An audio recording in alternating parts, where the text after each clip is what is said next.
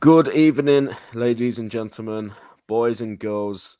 The TAT pod is back after a couple of weeks off due to stuff happening and the international break. But yeah, we're back. We're gonna go for every single player in the Liverpool squad that has played this season and give them a ranking. So it's probably not going to be the nicest of podcasts, but listen, we've got to do what we've got to do. So joining me today is the man with a broken camera, Dillon. How are you, mate? Yeah, unfortunately, my camera is broken. But hello, guys. It's actually my first live show with you guys. Last time I was on the podcast was around March, so it's been a while. But yeah, this is going to be very harsh. It's been a great break from watching Liverpool. They have completely ruined my mood over the season, and these rankings will be very harsh for myself. So yeah, let's Yeah, get into it. yeah, no, absolutely, and I agree, mate. It's gonna be harsh, but listen, as always, we'll try and find some sort of encouragement for our team. But also joining us, I believe, for the first time Yeah, ever. first time. Yeah, I think Yeah, ever. wow. Yeah, Is my good friend Noah. He does a lot of stuff with me on other projects and really good guy. So it's an honor to have you on board, mate. yeah. Good to be here. Great to be here. Cool. Just before we get into it, I'm gonna get into Ali's comment here. Big up, lads. International break is boring. Listen, it's absolutely shocking. I've probably watched one game, and that was England's embarrassing performance the other night. And tonight, I'm probably gonna watch You actually the sat through Holland that? game. Mate, listen, it was funny to be honest. That's why I watched it because it was funny. Just how pathetic they are. But I haven't watched it to, at all, man. I just don't know what it is with Southgate ball. Even yeah, when it comes to major competitions, it's just so boring. tonight I'm probably going to watch the Holland game, and then that will be me done before Liverpool come back. But no, I'm going to come to you first, mate. Before we get into these tiers, during this break, have you had time to reflect on Liverpool and think where did it go wrong and where's it going to go right when we come back on Saturday, or have you just kind of forgotten about it and just put it to one side? Yeah. Well, you know what? Yeah, that's what I just switch off in an international break. Just completely switch off from everything. I just football just doesn't exist in my brain for that 1 week or 2 weeks, however long it is. And then when the footy's back, it's back on, and it's back to it. It's back to reality, and then yeah. So I've not really actually had really thought too much about it and had the chance to like reflect because I've just not really been thinking about it, to be honest. Yeah, no, that's fair enough. I wish I could say the same. But Dylan, what you been saying, mate? Oh, it's been beautiful, mate. It's been a beautiful break. We haven't played in 1 month, so it's all good. Yeah, but we're out the title race already in September. I'm gonna say we're out the title race because we are 9 points behind the top. It's not good. So yeah, been a shocking start to the season, to be honest. So this break was actually quite nice. Yeah, no, I listen. We we could be out the title race, but the team at the top is Arsenal, and I'm not being funny, but they don't. They've had a good start, but they played a half decent side and they lost. So they've not really played too many great teams. Neither have we, to be fair. But the only team I'm really looking at is Man City, and we've still got to play them twice. It's unlikely that we beat them twice. It's unlikely that we're going to win the league, but listen, we'll see what happens. We're going to get straight into this then, no messing about. But before I do, I need to make sure I make it clear that this podcast is proudly sponsored by SPORTENING, the best football app on the market right now. We've got a really good group chat in there where we talk on a daily basis about anything Liverpool related. So use the link in the description down below to join the group chat. SPORTENING have been amazing with us so far, and we're so thankful for them. And their commitment to us, and will continue to use such a great service. So make sure you get involved using the link. And here we are, guys, with the ranking system. If you guys are new to ranks and tier systems, I think S stands for special, and then A, B, C, and D. The colors are a bit off because you could only choose yellow, orange, and red, so it doesn't really matter. But obviously, it speaks for itself. Anyone that's been special this season, and we don't know if there is anyone. That's why we're here to discuss it. We'll go in there. If they've been good, they'll go in A, been okay, B, bad, C, and D is just the absolute worst of the worst. So we'll get straight into it. We'll take it in turns to start off with. So I'm gonna go for the guest of the well, not the guest, but the debut. The debutant is the word I'm looking for. Noah, what are you saying about our Scouser, mate? C. C. Probably put him in Okay. C. Well, He's what's been your very, very, very underwhelming. The only reason I'm not putting him in D is because his goal in the Community Shield and his goal against Bournemouth. If he didn't score those 2 goals, he'd be in D. Because he's been shocking defensively pretty much every game we played this season. Yep. But the thing is, you can kind of let him off at times if he's doing what he's doing going forward, but he's not been doing that. So yeah, easy C for me. Yeah, no, I agree. And Dillon, do you have anything to add? Do you think he's a C, or is he above, or is he lower? No, he's lower in my opinion. He's a D. Ooh. All you're gonna find what I'm gonna do with these ratings is that I'm gonna rate them for my standards towards them. So Trent, I have such high standards for him. He's improved year on year, and this year he's just gone completely backwards. I don't know what it is. It's been since May. He's not been on the best of form. And the start of the season, that United game is what I'm looking at right now. That game was awful. He got skinned by Elanga, which is, in my opinion, is a new low for him. The opening game against Fulham, obviously not watching his back post. Again, the goals against City and Bournemouth, they were good. But Bournemouth, I'm expecting we won 9-0 that day. So I'm putting him in a D, to be honest. I expect so much better from him. Ooh. So I have the final say. I see what you guys are doing. Look, I agree with both of your points. Noah, everything you said, and Dillon, everything you said. I will cut Trent a tiny bit of slack here. And not by much, because like you say, Dillon, we have such high standards for him. We've said he's the best right back in the world. He's generational. He's one of the best of all time. So we have to hold him to those standards. But I remember I did a preview show about Ajax, right?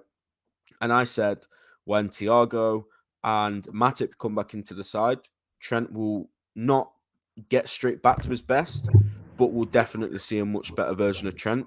And I'm not looking for excuses with Trent because he's experienced now. He's 23. He should be able to play with anyone down that side in this squad.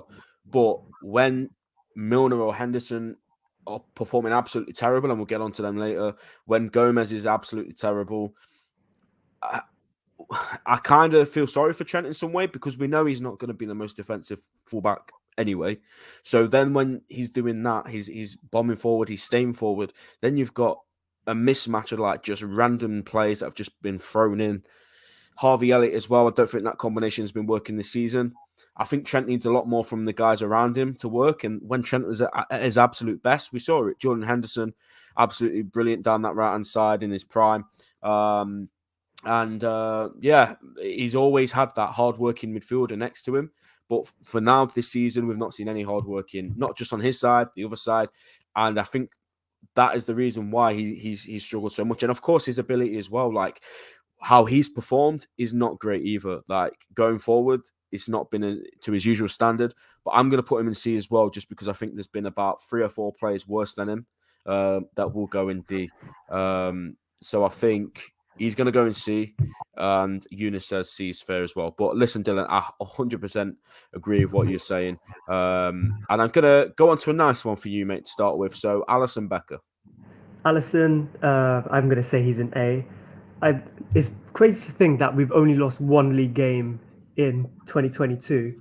And I think the main reason why we have done that is because Alisson has papered over the cracks. He's been our best player in 2022. And when your goalkeeper is your best player, you know there's something wrong. He has saved us on so many occasions this year, and at the start of the season, he's made some great saves. So I think he should be in A. Best goalkeeper in the world by a mile. And in my opinion, he's approaching that best Premier League 11 like starting goalkeeper, because the ability, even he's improved his distribution this year. I don't know if you guys have seen, but it's just the complete goalkeeper. I'm so lucky to have him. Definitely an A. Noah, any higher? No, I'm not going to put him higher. Nah, I don't think so. I think he's been very good. Yeah, I'm not going to. A is probably where he's at. He's been very good. I mean, I completely agree with Dillon. I think he's by a mile the best goalkeeper. I wouldn't swap him for any other goalkeeper. It's now he's added the distribution. He can do everything. He's an all-in-one package. He's good with his feet. He's the best, one of the best. I'd honestly say one of the best goalkeepers ever one-on-one. I don't think I've ever seen someone so good He helps our one-on-one. offside trap so much. Yeah, The amount of He's time the new he got Manuel caught out. Neuer. Like, is that kind of Neuer sweeper keeper kind of player for me? I've always seen that comparison with him. yeah, for sure. Just world class. So yeah, no, look, I don't think anyone's going to get in super. Spoiler alert. I mean, there might be one player a bit later on, and if there was one or two players, Alisson would definitely be the one or two that get in there. But he's incredible, and if it wasn't for him this season, I don't know what this would be looking like. How many goals we'd have conceded. The clean sheets, I think we've only got 2 clean sheets so far this season, which just isn't good enough. But none of that is down to him. He's been brilliant, and like Dillon said, for me, I agree. He has been our best player in 2022, and I actually gave him Player of the Season last year over Mo Salah. So He's papered over the cracks, though. That's the thing. Yeah, but listen, go on. I wouldn't say we have played our best football in 2022. A lot of the games where we have won, it's been because they've caught us out and then Alisson saves us and then we go down the other end and score. That's been the story. But now, looking at it, you can see the results are not going our way. Yeah, 100%. I think now Gomez is back as well. And hopefully we keep Thiago fit. The clean sheets are going to go up, and people that love stats will look at him and start praising him a bit more. But look, he saved us so many times, and yeah, I think A is very fair. I'm going to start with this one. Darwin Núñez. Now, this is going to be an interesting conversation. It's going to be, it's going to be interesting to hear everyone's opinion on this one. But I'm gonna go first with my opinion on Darwin, and I think that it's just been a bit stop-start, to be honest, with Darwin. Like, he came in, he did really well in the Community Shield. Everyone's buzzing, everyone's saying he's clear of Haaland and all of this stuff, and he was brilliant. But then obviously he did the same against Fulham, and then he got sent off. And that sending off is probably the worst thing that could have happened for him, because in a period where it's supposed to be settling in period from him, like getting consistent game times, all of a sudden he was out for 3 games, and that just killed him. And I think it killed his momentum. And look, he can do a lot better when he comes on. The Palace chance he has, I think he should probably score it. And his first touch has been off a bit, and all these kind of things. But I'm not like these guys that just have a verdict on a player after a few games. 240 minutes he's played, right? So if you think about Fabio Carvalho for a minute and how you might think in your head, we've barely seen any of Carvalho. Well, Núñez has only played 20 minutes more than him. So in the grand scheme of things, he's not played much at all. And for people to be sitting there writing him off, like saying, oh, we've wasted this much money, or oh, this would never have happened if Klopp didn't do this or whatever, like, it's just way too early. Like, for me, he needs to have consistent game time. That's the only way he's going to bed into this team. That's the only way the likes of Trent are going to learn to play with this guy up front rather than a Firmino or a Jota. And the goals will come 100%. I'm so confident that he will start scoring goals. We just need to put him in. We need to be, consistent with him. And yeah, just give him some more opportunities. That's literally the only way he's going to get better. And the social media stuff doesn't help at all. Like, if you guys think players don't see social media stuff, they probably do. And for Liverpool fans to go on his Twitter and reply to him and say all this kind of stupid stuff for him, training clips of him in training missing a shot, like that. I've never seen this obsessiveness for a player in our fan base. It's crazy. Of course, the price tag is high, and with a high price tag, you have to, justify it at some point. But give the lad a chance. He's barely played. We signed him for a reason. We don't spend this kind of money on a player unless we are 100% certain it's going to happen. So, yes, it's been a poor start, of course, which is why I'm going to put him in C. A lot of people will probably put him in D. But, yeah, I'm confident he's going to get good. And when the whole team starts performing well, I think we'll see Darwin perform well. Because what is he supposed to do? when the whole team is not performing well. When our most creative player, Alexander-Arnold, isn't creating. When our best midfielder, Thiago, has played one game. Like, I kind of feel sorry for him. He's not had a run with these guys in the team yet. So hopefully after this break, he's had time to reflect and get used to stuff, and he'll be good. But yeah, Dillon, what are you saying? I do completely agree with you. I don't think Sorry, I've seen a player under so much scrutiny in my life. And I didn't even know about the guy last year, for that matter. But I'm going to be quite harsh with him, to be honest. If we're talking about right now and how he's been, I'd say it's been a D. Because he has completely derailed the team and has derailed his progress. So as an individual and as a team, it's just been it's all gone to crap. That headbutt against Crystal Palace, I think that has cost us some points. I think with him up front against Martinez, I think he would have benefited a lot playing against that. And Martinez now, he exploded just because he was playing against Firmino, who was, in my opinion, the perfect opponent to play against. But I'm hoping he explodes. And I think this season is just about him settling in. The team's going to be settling into this new system. Alexander-Arnold, of course, is going to try and link up with him. Same with Salah as well. But next season is where I think he'll really start to explode and really start to see his ability. But as of right now, on an individual basis and on a team basis, it's been shambolic from Darwin. So I'm going to put him in D. And as well, to be fair, Klopp has let him down as well. I don't know if you guys have been noticing, but where he's been picking up the ball, it's like on that left wing, the amount of crosses he delivered against Everton, especially I was looking at. Did you guys notice that at all?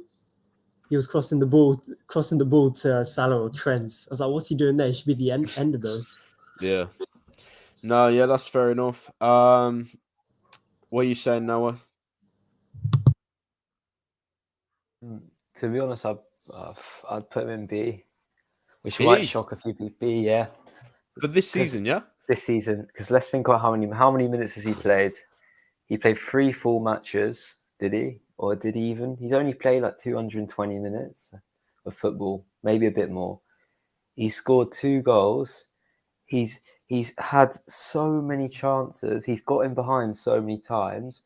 If he's on his best game, he could have easily had 5 or 6 goals in 220 minutes. Sending off's not I'm not ideal. I'm going to have to disagree with you there. The sending offs, yeah, go on. I think he's cost us 4 points, to be honest with you. We were so good against Crystal Palace and all that, but that extra amount of advantage they had saw them across the line. And like I said before, against United, Darwin versus Martinez, I think Darwin would have come on top of that. And because Martinez plays against Firmino, it was a walk in the park. He should have got many more opportunities. That's just down to him at the end of the day. He lost his head on the big stage and cost us points. I think, to be fair though, with the Palace game, we scored when after he was sent off. We looked more like scoring after he was sent off. For some reason, I don't know what it was. I mean, I just think he's been unlucky. I don't think you can say that the reason we've dropped all these points is because of him. I think it's because we've just not played well as a team. I agree with both sides, and we've had a B, a C, and a D. So I think the fairest thing to do is to go in the middle with a C. I think B might be too generous, and I think D's a bit harsh. But maybe that's just me. But we'll leave him in C. We can also, like, when we go down the line, if we find players that we put in a certain tier and then we find another player and we think, hang on, but he's been better than this player or he's been worse than this player, we can change it and, reevaluate. But Noah, this one's quite tricky because he's only played twice, I think. But I know we all like waxing lyrical about this man, so what do you want to do with him? I'll put him straight in A. And that's his only issue is that he's only played 2 games. Yeah, this guy is fucking unbelievable. This guy's probably the top 3 most technical players I've ever seen at this club. He is our system. I genuinely think. I think you take him out of that midfield, we look not even half of what we usually are. And I think he's just so important for us. But that's the thing with him. If he could guarantee 38 games a season or so, or however many games a season, just 3/4 of the games, I'd honestly say, yeah, he's probably the best centre midfielder in the world. If his only downfall is that he can't play that many games, it's a real issue. Yeah, I agree. Dillon, what are you saying, mate? Yeah, I'm going for a B. It would be an A, but it's just availability. At the end of the day, I can't fault him for being injury prone or getting these injuries. It's just a shame we've been robbed of watching this elite footballer. Like that performance against Ajax. If it's any midfielder, that's a 10 out of 10 performance. By Thiago's standards, that's just an everyday walk in the park Yeah. performance from him. It was incredible to watch, and it's what we've been missing. Like you can see from the games against Newcastle and Man United and Palace, that's what we're missing in the team. And Ajax, that was the definitive factor in the end. Yeah, I agree with what you're saying. For me, I've said it countless amount of times. He's top 3 midfielders I've seen at Liverpool in my lifetime. Gerrard, Alonso, and him are the 3. So that's just based on when he has played. Obviously, the common factor is that he's not played enough, and we want to see him more.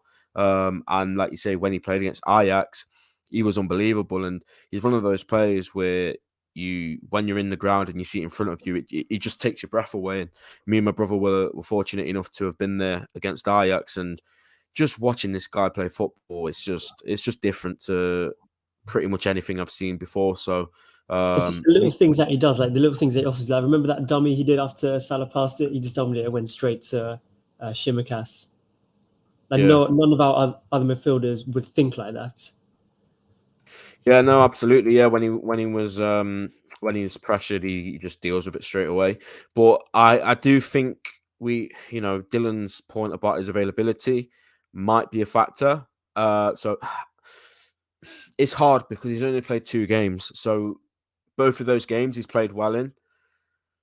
But I think I'll go B just because of the availability. But I'm pretty sure if he played 38 games in a season, he would be here, undoubtedly. So 100%. I wouldn't yeah, replace him with anyone. There's no one I'd replace him with if he could play 38 games a season. if he played 38 games a season, mate, I don't think it's a crazy thing to say we win the league. Like, Who do you think's more important to us, Thiago or Alisson? oh Level for me. yeah. Decide. I don't want to imagine life without either of them at the minute. But we're going to get through these a bit quicker, just to try and make it about an hour or so. Let's go with Luis Diaz. I'll start on this one. Luis Diaz has been our best player this season. I think everybody would agree on that. I'm going to put him straight in A.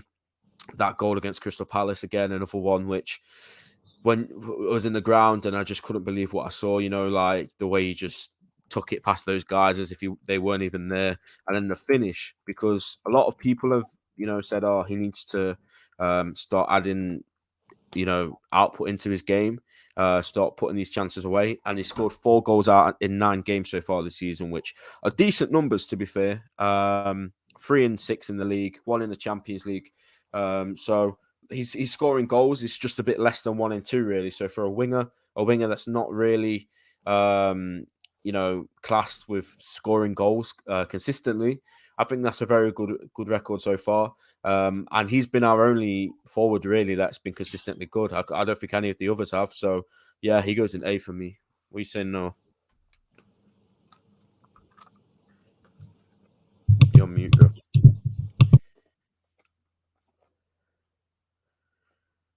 Okay, Dillon, do you want to go?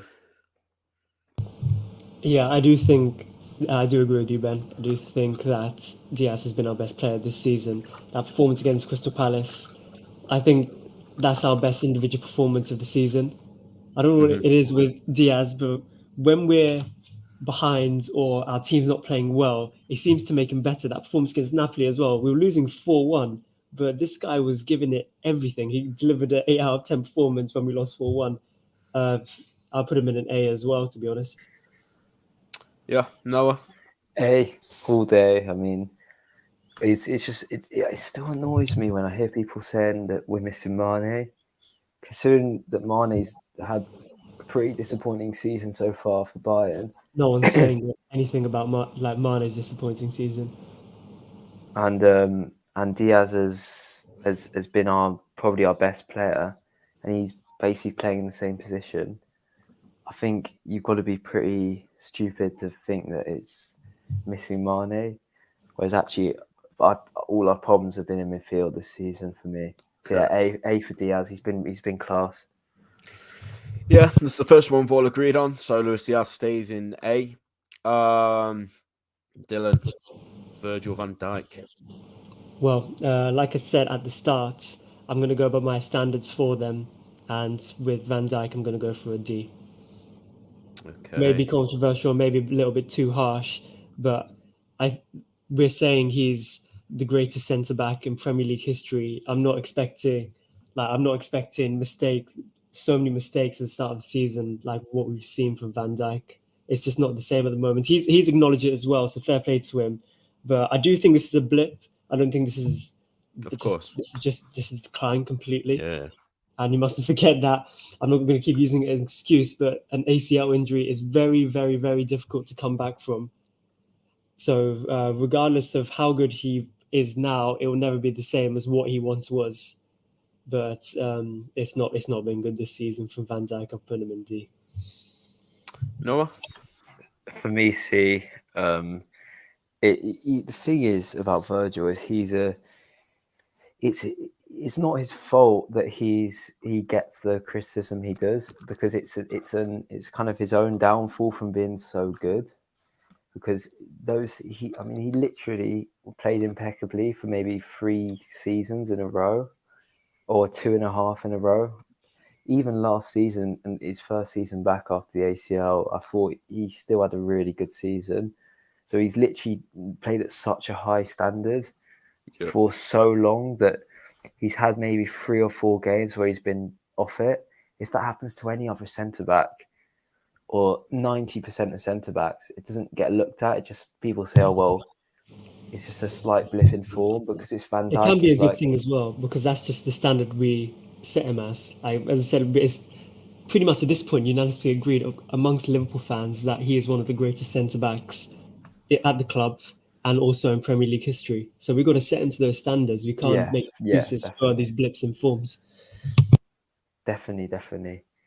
For me, he's just it's just his standards are so high. That's it, really. And to be honest, he has had the odd game where he's looked his usual self, but he's just struggled to find that consistency like he usually does. And I do think that partnership between him and Gomez doesn't work anymore for me. I think it was really good in 1920, but if Gomez isn't firing and doing what he was so good at doing, they just don't really complement each other anymore.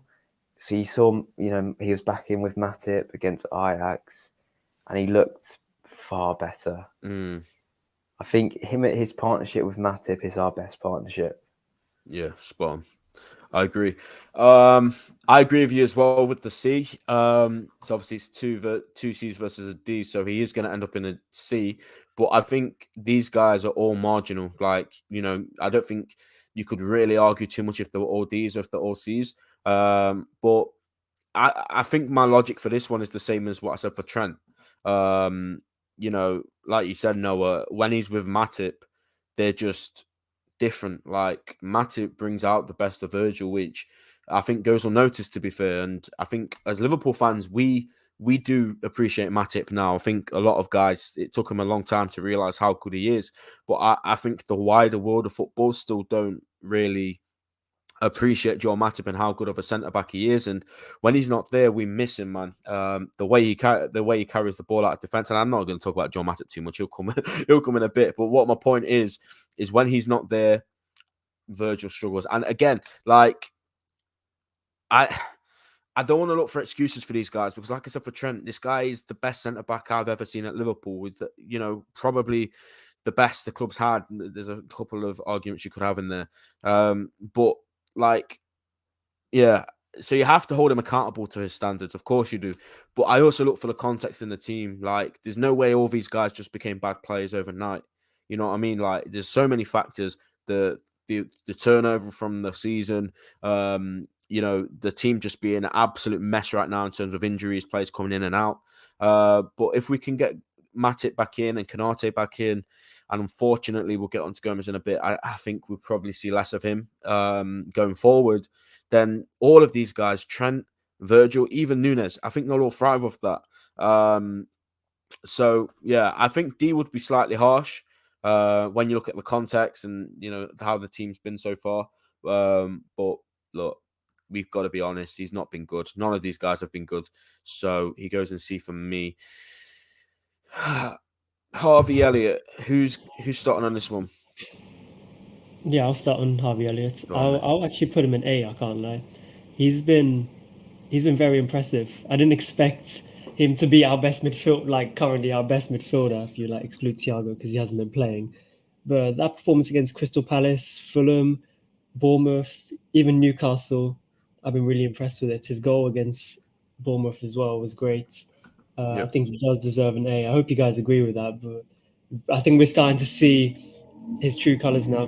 He's grown into a very mature footballer, tracking back, very complete, good ball striking.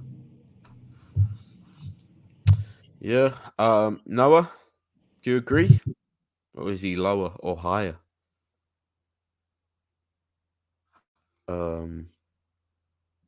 Dillon, can you still hear me? Yeah, I can still hear you. Okay, so it's Noah that's, I think he's bugging out. But I'll go then. Harvey Elliott for me. It's between A or B. I think, again, we've seen the brilliant side of him. Like you say, he's been our most exciting midfielder when Thiago hasn't played. He's been our most advanced midfielder going forward. All the creativity kind of stuff you link with Harvey Elliott we've seen this season. Obviously, the other side of his game hasn't necessarily worked so far, the more defensive side. But that's the thing with Harvey. Like, we know he's not going to be defending too much. That's not his role. But I still kind of want better for him. And look, he's a 19-year-old kid. Like, he'll learn that side of his game.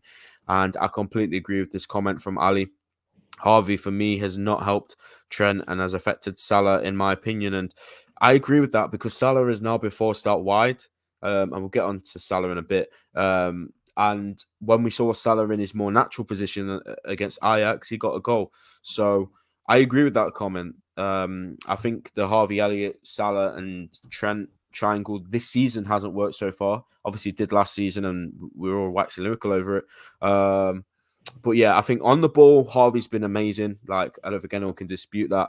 But I think the only criticism for Harvey can be when he's not had the ball, and that's probably what might separate him between A and B. So I'm going to let Noah give his verdict, and then we'll decide what we're doing with him.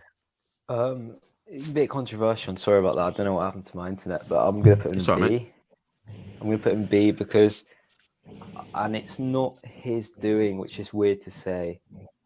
It's just, in our system, he's not meant to be a right centre midfielder for me. He looks great doing it going forward, but in a Klopp system, the primary thing as a right centre midfielder is to be covering your right back to allow him to go forward. And Elliott, he's not good at doing that. That's not his game. That's not a criticism because he's an attacking player. That's just not really what he's in the team to do. So going forward attacking looks great. But the amount of times that he's left Trent exposed, which puts more pressure on Trent and doesn't allow Trent to go forward and do what he does. And that's a big reason why I think Trent's not producing. And it's hard because it's not Elliott's fault. Because he's gone into position. What he's meant to do, provide some attacking flair, he's done that brilliantly. But he's just not that right player for me for that position. The thing is, he's a right winger. Like, he went to Blackburn, he did incredible there from right wing. And now he's been shoved into that midfield. So it's about learning a new position as well. Yeah, I just think he's not the right build and the right type of player to play right. I think Shurameni would have been perfect, personally. I think You put We can Tchouaméni get into in the right. midfielder debate and like who we should have signed, but yeah, Tchouaméni would be perfect. Yeah, I think you put Tchouaméni there, or a player like that. Henderson in his prime was brilliant at it. When Henderson was 1920, Henderson was so effective at that right centre midfield. He'd cover for Trent. He'd do the dirty work. Trent would then bomb forward and create chances. You don't get that from Elliot. He's an unbelievable talent, but you don't get it. Yeah, I'm gonna agree with Noah. I think I don't think he's done enough as Diaz to be on that like the top players in the team this season. I mean, no one has really. Him and Allison have been the only two. I think Elliott's been really good. I've been on the Elliott hype train for many years since we signed him. Really, just seen him play in the cup games and saw how much of a talent he is. And I'll still always back him. He's still only 19, which is crazy. Still a long way to go in his development, and we can't forget that massive injury he had last season. Obviously, set him back a bit. Like, it almost took a full season off him at the age of 18, and like that's great. That's mad. Like that season where you go from like 17 to 18 to 19, that's like where most of your growth and development is going to come. Obviously, there's still a lot of time for him to go, and he's going to play loads of games this season. But yeah, I think he's been really good this season. I just don't think he's been as good as the guys above him. So I will go B. And I think B is very, very good, by the way. Let's not act like B is bad, because B just means you've been good. A means very good, and special is just out of this world, which nobody has been. So yeah. Noah, I'm gonna let you go with Flacco. We're gonna try and get through these quickly, guys. I know obviously these ones at the end we're not gonna bother with because they haven't played. So yeah, Flacco.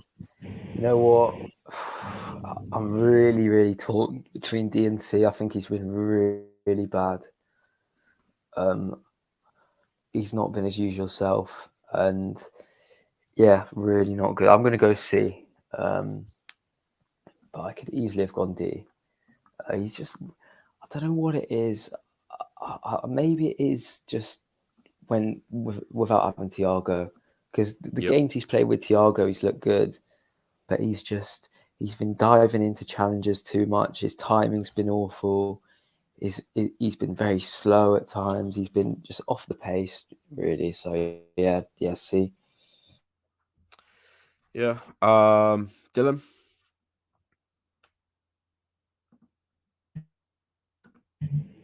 It actually feels like Fabinho's like burnt out from last season watching him this season. And I do agree with Noah. When he's with Thiago, that partnership of Fabinho and Thiago carried us last season. Our best games were when both of them played. And this season, Thiago's obviously been injured. It's not helped with Fabinho's progress and how he's been this season. Fabinho and Henderson on the other end of the spectrum, they just cannot play together. I don't know what it is, but every time I see both of them in midfield, they're always running into each other. They're not on the same wavelength. It's just so easy to see, in my opinion. I don't like it on the team sheet when both of them are playing together. So I'm going to put him in C as well, like Noah. Yep, and that's a clean sweep. I was going to say C as well. I think Fabinho's been off it for a while, to be honest. I don't think he's got as much criticism as the other midfielders when he's played poorly. And look, people will say he's got credit in the bank. Obviously, he has. He's been the best DM in the world for a few years, but I don't think the energy is the same for him when he's not playing well. I'm going to have to be brutally honest, and I think he's just been as bad as the other guys. Maybe a little bit better than two other guys we're going to go on about in a bit. But I think you've both hit the nail on the head there. When he's with Thiago, this is like repeating myself time and time again, but him and Matip, I can't stress enough how different those guys transform this team. So they just bring the best out of everyone around them. And I think Fabinho is one of those players. And I remember the Crystal Palace game, the goal that we conceded, I think Fabinho should have done better. And I've always made this comparison where with Fernandinho, with Man City, what he was brilliant at was making those cynical fouls where, yes, you're going to take a yellow card, but you're saving your team from conceding. And I think Fabinho needs to do that a bit more, man. I just don't see him making those tackles. I just feel like our midfielders want everything to be nice, and sometimes you just have to take your man out and take a yellow. It is what it is. Like, if you get 5, obviously you're going to miss a game, but at the end of the day, that goal we conceded against Palace, it could have been stopped with him and Trent, really. So, I'll put him C. Many times though. Like, the amount of times I've seen players just dribble past him, like he's not there. Yeah, absolutely. That's what I mean. That's why I make that Fernandinho comparison, because that's what I want my DM to do. Just take those fouls. But obviously, look, I must emphasize, all of these guys that we've slandered, they've all been brilliant for us. Most of them are Liverpool legends, and we are pretty sure they will turn it around, because, like I said before, they ain't just turned into bad players overnight. And look, we'll be back on Saturday to talk about the game, and hopefully we'll have a lot nicer things to say about them. But Noah, si senor, what are you saying? Maybe I'll give him a B, but probably a low B. Ooh, okay. I thought he's actually had some good games. There's been some games where he's looked good. There's also been some games where he's looked awful. It's been like a very half and half kind of season for Bobby.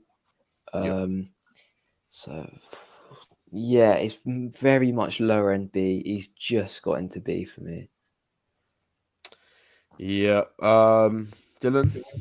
I said the exact same, to be honest. He's impressed me in some games, like where I wasn't expecting him to. Bournemouth was the main one. I could praise him a lot for that Bournemouth game, actually. He was incredible. And the Newcastle game as well, he helped us get back into the game and mount that comeback.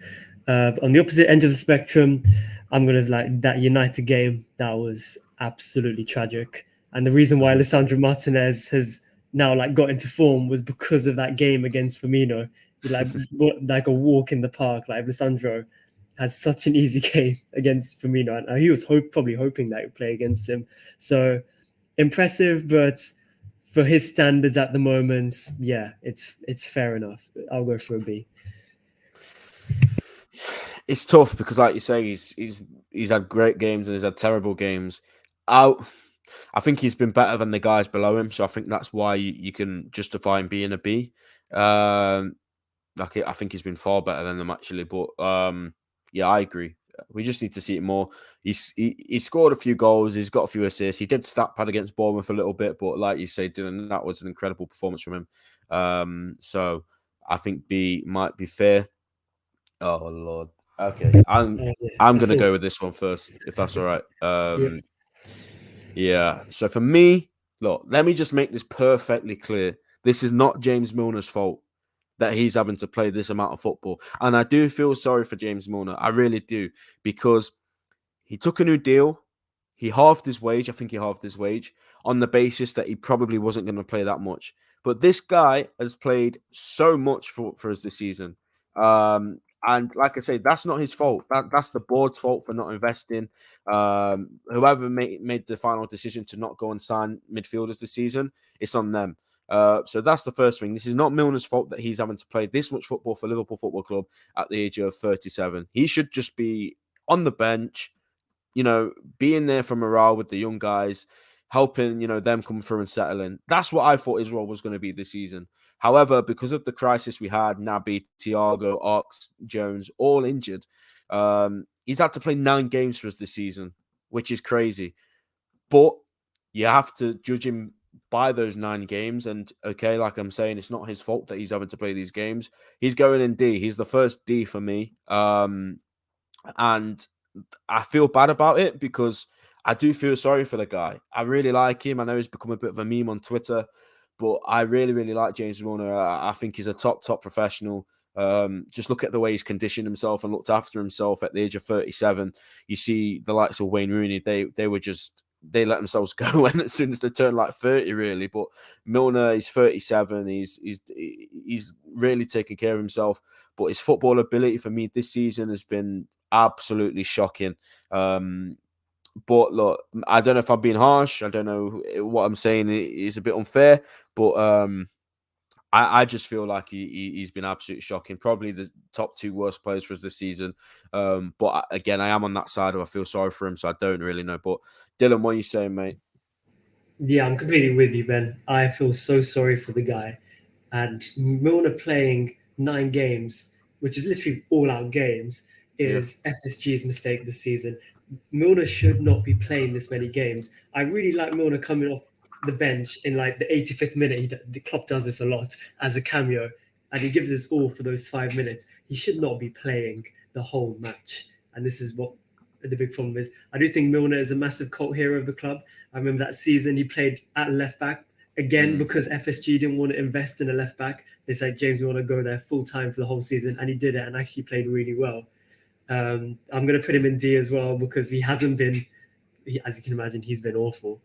But I'm not even going to slander him for anything because this is on FSG and this is on Klopp not wanting to invest in a midfielder and having to play a 36-year-old in that position for 9 games this season. Yep. Noah. Same, exactly the same. Again, it's hard because it's not his fault. He wouldn't start for any Premier League team, so there's no reason why he should be playing for us. But that's just completely represents our lack of investment. Yeah, pretty simple. All in agreement there. Fabio Carvalho and Noah, because you kept it short and sweet. Do you want to go on him? We'll just try and get through these ones quick. Yeah, Carvalho probably B, maybe A, high B probably. He's been really good. This goal against Newcastle was great. He's always had good games. I can't remember him really having a bad game, but he's just not played enough probably to put him in A. We've not seen that much of him. So, but yeah, B. Dillon? Yeah, exactly the same. I say B. Nothing too special, but nothing like bang average as well. He's been really good, really impressed me, and has produced probably our best moment of the season so far. Yep. Undeniably. I agree. Clean sweep, he stays in B. Love to see more of him, and I think he will start in like all the cup games and FA Cup games, and even in the league at times he will start. But obviously, as a young player coming into this team, we're still unsure as to where he's going to be playing the most. Is he going to be on the left? Is he going to be as a more of an advanced midfielder? We don't know yet. I think he looks good on the left, to be honest. I think he looks really good there. And I watched an interview of him when he was at Fulham saying that's his favourite position to play on the left. So maybe we'll see him there more often than not. Joe Gomez, I'm going to start with him. I'm going to say C again. I don't know if these guys are in no particular order, by the way. But shocking. He had a chance this season for me to establish himself when Matip got injured. And Konate was obviously injured. Gomez had a chance, isn't it? Right, I'm here now. I'm going to be Virgil's partner. I'm going to run it back to 18, 19 and whatever, 19, 20. He didn't do that. I think he's had one good game from my memory, which was the Everton game. I thought he was decent in that. But apart from that, I think he's not been good at all. So I'll put him in C. And when Konate and Matip are back fully, I don't know when he's going to play. But Dillon, what are you saying? Yeah, in my opinion, this was the best opportunity for Joe Gomez to get his Liverpool career back on track. I do think he is, out of the entire squad, the most unlucky player. He's had great opportunities. He was that main centre back alongside Virgil when we were dominating the league, but really unlucky injuries. That one when he was at England, that really annoyed me. Like when he had the chance to set himself as the president as like the main centre back when Virgil got injured. I put him in C as well. He's been shocking this season, I have to say. But at the same time, I just feel really bad for the guy because he had so much potential, but injuries just stopped him. Yeah, Noah. I'll put him same C. I think you've covered everything. It's just a real shame in it because this was his real chance. He's just not looked on it at all. But the good thing is we have. I know it's unlucky they were both injured, but like we have two, in my opinion, world class. So in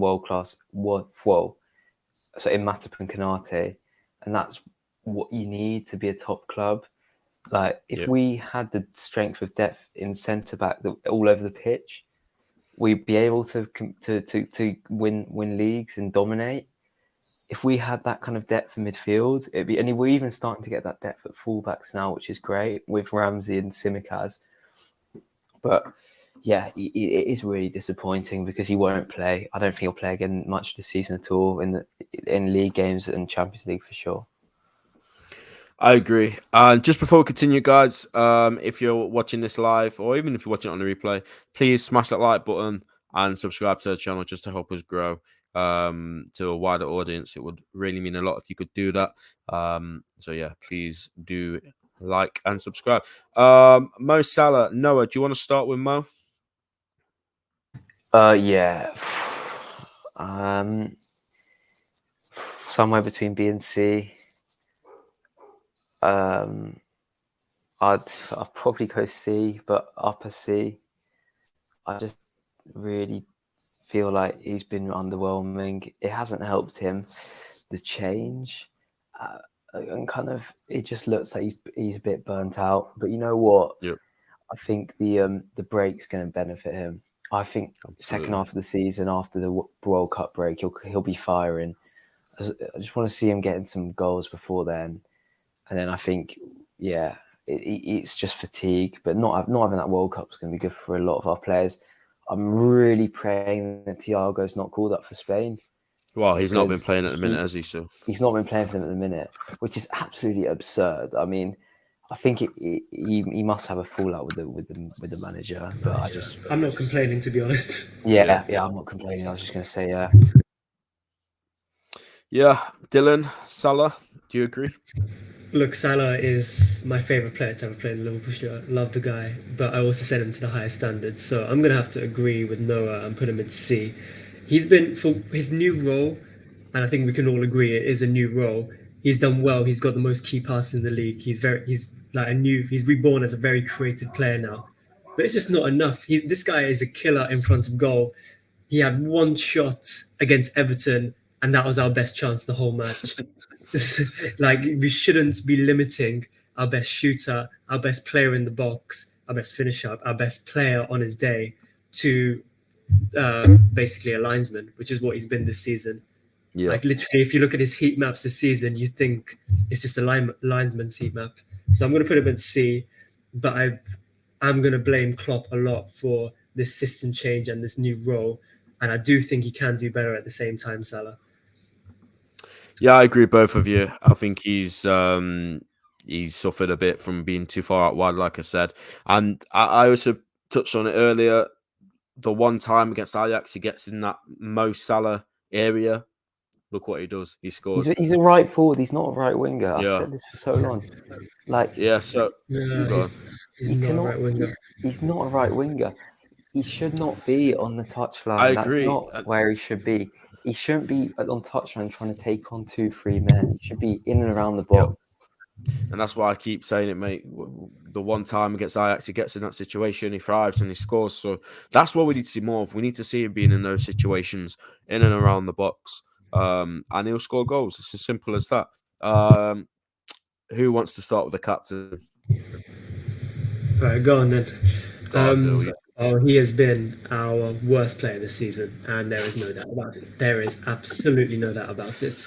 This guy has been tragic, and it was bad in last season, but it was not as bad as the start of this season. I'm talking about Fulham, the first goal. I'm talking about Manchester United, the first and second goal. I'm talking about the Newcastle goal and his overall performances against others as well.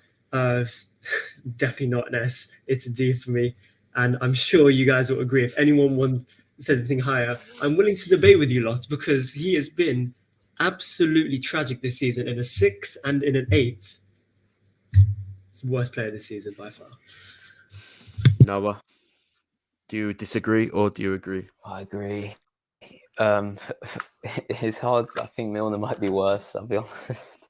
But it's not really a conversation I want to have. The thing is, like, with Milner playing bad, I'll let him off because he's 36 years old. Like, this guy should be in a retirement home looking after his family right now. Henderson is the captain of our football club and he's the worst player on the team. What kind of standards does that set?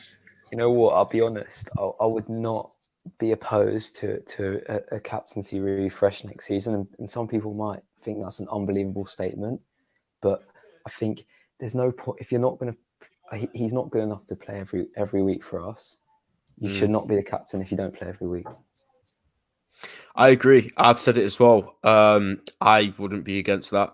Is it going to happen? Probably not. I mean, the only way it would happen if Milner moves on and then Hendo becomes a vice captain because of the reason you've just said, maybe phase him out a bit. And then maybe Virgil or maybe even Thiago takes the armband, but then the availability thing with Thiago as well. I agree with everything you guys have just said. To be honest, I don't know who's been worse out of those two, and to be honest, I don't care. They've both been absolutely terrible. Here we are. Look, go and pre-order Hendo's autobiography. Why is this guy making an autobiography after one league title, man? Listen, worse players have made autobiographies, to be fair. I think the thing you have to remember with Henderson is we've seen his best days, and there's no doubt about it. His best days were integral to us winning trophies. It's literally a fact.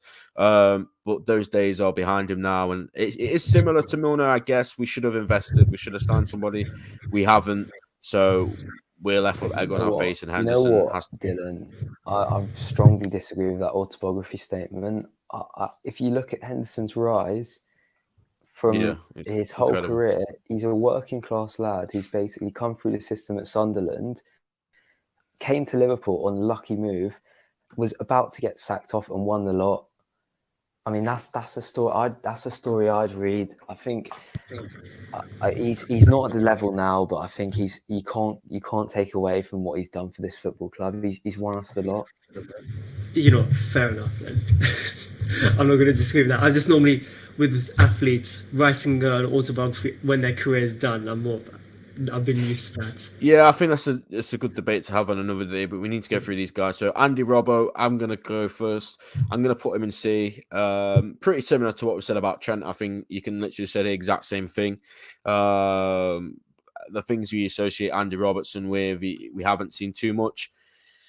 I don't know what the reason for that is, whether it's a midfield issue, whether it's a system issue. I don't know, but I agree with whoever said it earlier that Tsimikas probably should start games after the break because Tsimikas, he's clearly been better than Robertson this season, for me at least. So, yeah, Noah, do you have anything to add on that about Robbo? Yeah, poor. Really poor. This is C, I'd agree to. Tsimikas should get running for sure. I think he's been brilliant every time he's played. And that's the reason why we have depth. So when Robertson's not good enough, we can say, let's play Costas. Let's get Robertson back up to standard. I'd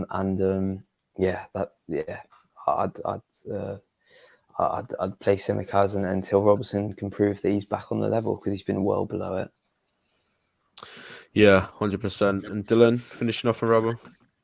Yeah, I'll put him in C. And back to that point about Robertson, Tsimikas, we're very lucky to have two very good players in one position competing for that one position. So I think Klopp really needs to utilise that because I don't know if you guys remember from last season when Robertson had an awful start to the season and then Tsimikas came into the team and played a few games, played decent. Then Robertson realised that his position was that starting position with that wrist. So he came back into the side and I think he got 6 assists in 4 games and was really threatening going forward. So that competition can actually be beneficial to both of them. And Robertson at the moment, I just don't flinch at him going forward. He's just not threatening going forward. Trent hasn't been that good this season, but he can offer something completely different, like that ball against tackle and that ball against Ajax. That's what Trent can offer. I don't think Robertson can offer that. But when Robertson's in form, he is incredible. And I just think he needs to get back to that form. Yeah, I agree. And just before we move on, Noah, I believe you've got to go, mate. We've run over for an hour. I'll leave you lot to the remaining players, but cheers, lads, and Yeah, no worries, mate. Thanks for jumping on, bro. Yeah, we'll get you on again soon, mate. Absolutely no worries. Let's go on to we've only got 3 more to do anyway, to be fair. I'll start off with Joel.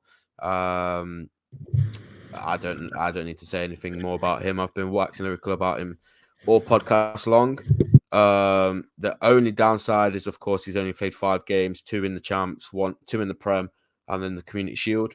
But when Joel's back, I think he's our starting centre back with Virgil. He's just he has something in his locker that even Virgil doesn't do. The way he takes the ball forward into midfield for me is massively underrated because when he's not playing, we don't have anyone that could do that. Yes, Virgil's got that massive 40-yard diagonal pass on him. Of course, he's ridiculously good at that.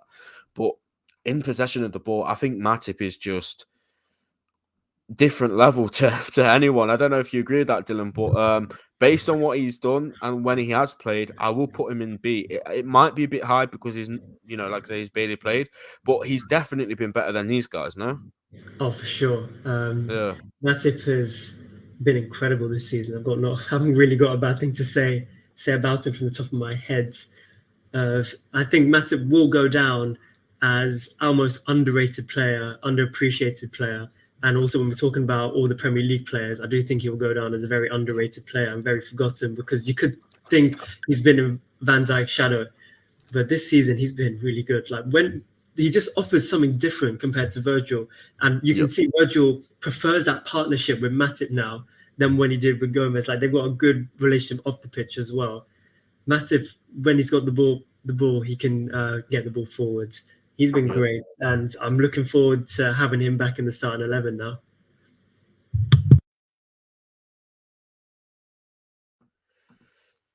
Sorry about that.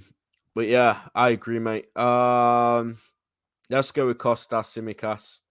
I'll put him in B. Like I said, I think he's been better than Robertson. Yeah, I'd say the same as well. And at the minute, I think he would be our starting left back. Much more creativity in him. He looks more. He's our best set piece taker as well. I've noticed. Like I know, when he he's takes set pieces, good at corners.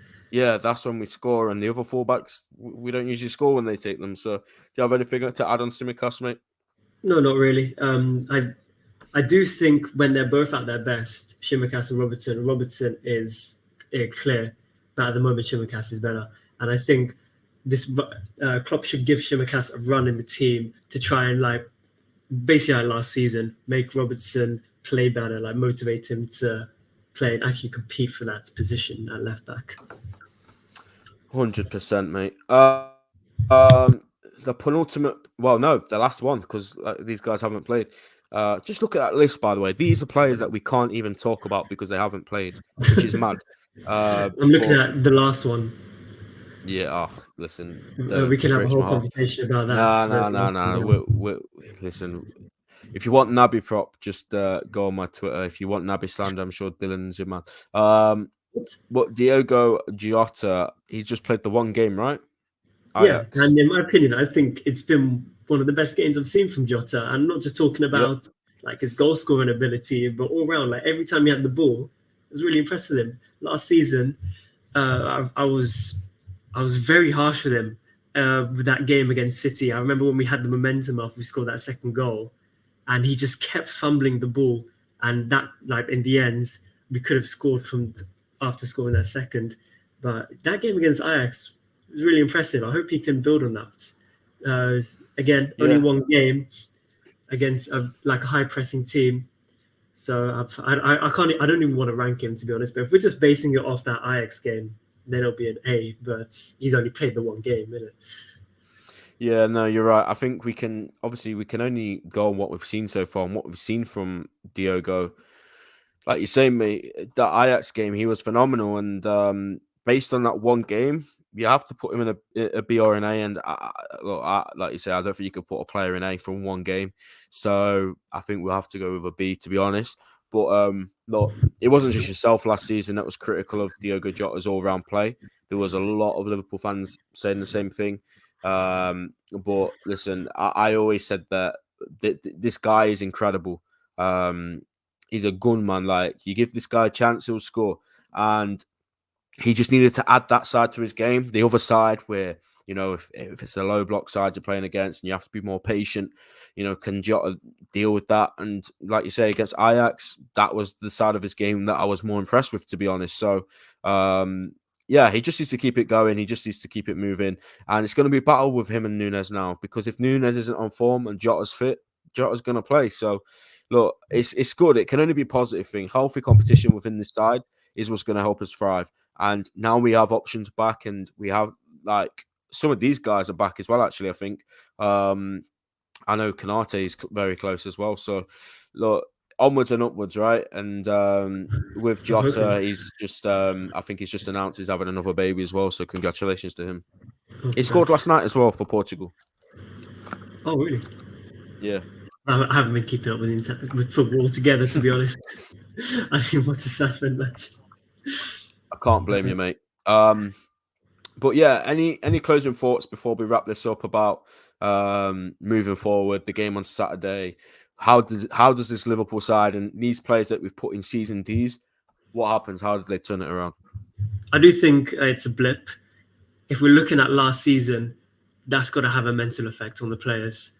Like one week on the Sunday, you lose the title the way you did. City, like they'll 2-0 behind with 15 minutes to go and they score. And then 6 days later, having to go to a Champions League final. Obviously, what happened with the fans, the Thiago injury, well, sort of, and then losing that. That's got to take a mental effect on the team. We played so much football last year, so much high-pressure games, do-or-die games. It's going to take an effect. I do think this is just a blip, and I think after the World Cup, we'll be better. But right now, all we can do is just support Klopp, support the boys, and I hope this new system actually starts playing football soon, because that's what we haven't seen this season. We haven't seen football that we were seeing last season. Yeah, no, I agree. I think you've said the amount of fixtures that they played last season. Look, playing every single game possible is a rarity, and I don't know how it's many a physical and teams have mental done that. effect on the players. Surely. Mate, like how many teams have gone that I don't know if it's ever happened, to be honest. Obviously, it might happen once or twice, like the great United sides or maybe Arsenal. I don't know, but not in my lifetime. It hasn't happened too much. Even Man City don't do that, so Exactly. it's tough. And like you say, physically, mentally, everything that happened on that day in the Champions League final, the quick turnover for pre-season, and then obviously adapting to new players, new systems, it's a lot. And like you say, mate, I think it's a blip as well. I think they'll turn it around. I don't know to what extent. Are we going to win the league? Probably not. The Champions League, of course, that's still in our hands. The league's technically not, but like I said at the start of the pod, mate, if we go and beat Man City twice, as unlikely as people think that might be, if we go and beat them twice, we're right back in it. So, listen, we've just got to get our act together quickly, because this month coming up is very, very tough. It has to be said. We played So one game in kind of, September, man. yeah, one league game in September. It's kind of like a make or break month, isn't it? Really, if you think about it, like if we come out of this month on top, then happy days, we're thriving again. But if the other side happens and we carry on how we've been at the start of the season, then you have to start thinking, oh wow, are we even going to get top 4? But I'm pretty sure we'll be absolutely fine. Yeah, I think so too. We both agreed that it's a blip as well. Yeah, guys, very, very thankful if you've made it to this point in the podcast, whether you're listening on Spotify, Apple, or watching on YouTube still. It's always fun to talk about this team. Even when it's like not great, we still have to have these conversations and be honest. But that is our tier list. Let us know what you guys think in the comments or on Twitter when this goes up. Let us know, is there any changes you would have made, anyone that needs to go up, anyone that needs to go down. And we're going to be back after we've played Brighton, hopefully after a win. And hopefully we get through that game with a good performance, the 3 points, no injuries, and then we can kick on from there. So, guys, thank you for watching and listening. Like and subscribe on YouTube, follow on Spotify, Apple Podcasts, and we'll see you next time. Take care. See you.